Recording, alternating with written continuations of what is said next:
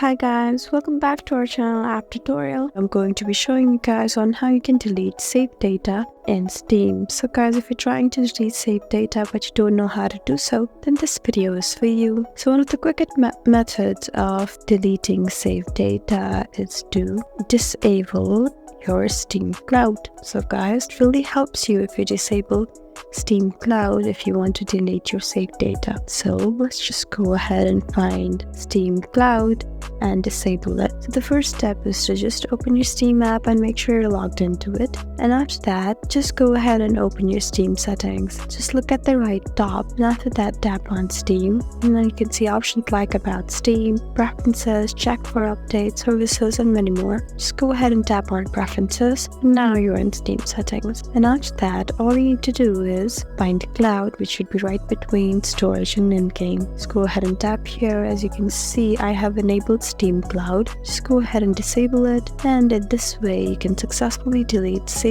data in Steam. Hope this video was helpful for you. If you found this video helpful, please leave us a like and drop us a comment down below. And if you want more helpful videos like these, then please subscribe to our channel. We'll see you again next time. Thank you for watching.